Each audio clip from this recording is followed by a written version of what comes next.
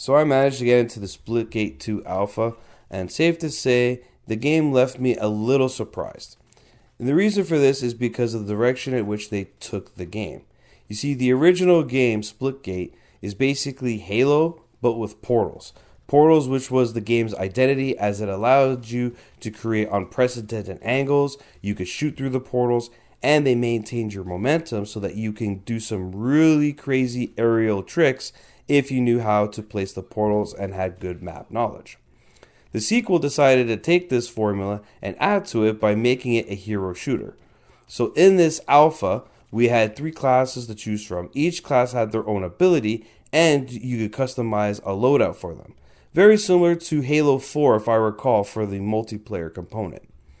So this is something that is a new iteration, but on top of this, they made the game modes round based. So what that means is if you're playing team deathmatch, each round is first to 15 kills. The first team to get to 45 kills wins the match. So they took like a standard formula of like team deathmatch and basically made it round based, first to 45, 3 rounds of 15. And of course, it's Halo with portals. There is another objective-based mode in the playlist where it was basically King of the Hill and or Hardpoint from Call of Duty, and it moves around and you have to claim it. And again, it was round-based where you have to claim it twice in a round to win the round, and you had to win multiple rounds to win the match. So it's a very sports-like approach to the game, and it gives it a very sports-like feel. And it's left me surprised in a good way because it wasn't what I was expecting when I played the alpha, considering what I played in the original game. Also, one of the things I will touch on is the game is running on a new engine, and as you can see, it is a very colorful, clean look. I actually like the art style what they went here with this because the game is very bright, it's colorful, it looks great on my OLED display. But yet everything is crisp and clean. You can see enemies clearly. You know where they are. You can see them. And visibility is really good. So it was something to be praised for. Obviously, like I said, it's running on a new engine. I'm not sure what the engine is. But it's definitely quite the looker. And it shows a lot of promise. Because this was an alpha, the game was basically bare bone in terms of features. The only feature that it had was basically a mandatory tutorial to explain the game and how to play, which is good for new players. But aside from that, that was it. There was no progression, no in-game store, or anything like that. The game is supposed to be releasing in 2025, if I'm not mistaken. So again, this game is some ways away, but it does have a lot of potential. Now, this type of game is not my type of game personally, but it does show a lot of promise, and considering that Splitgate 1 is a good game, I can only imagine that Splitgate 2 will be an even better game.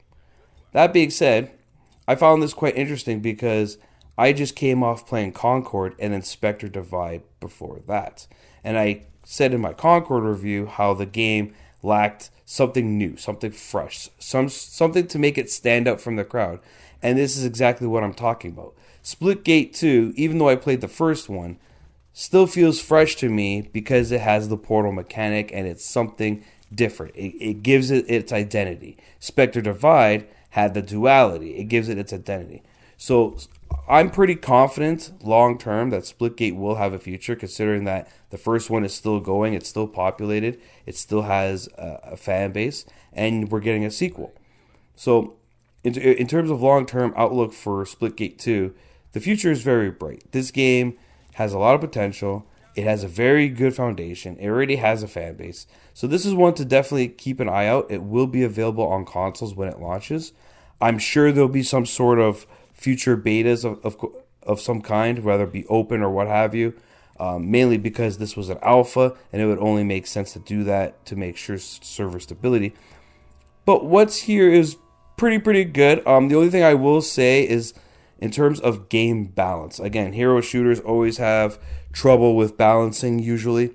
And Splitgate, even though there was only 3 factions to choose from, clearly already has a balancing issue, as the faction that can see through walls is just too strong in comparison to the other 2. It's not even close. When you have a wall hack and you can have it pretty regularly, It definitely makes the game a lot easier.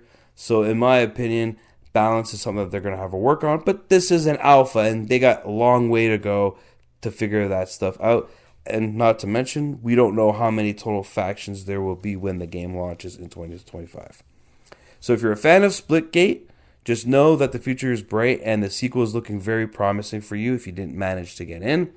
And if you've never played Splitgate before, I would recommend playing the first one to see if you like it. And if you do like it, you can now be hyped up for Splitgate 2, which will release in 2025. This is Veteran Gamer, and I hope to see you guys next time.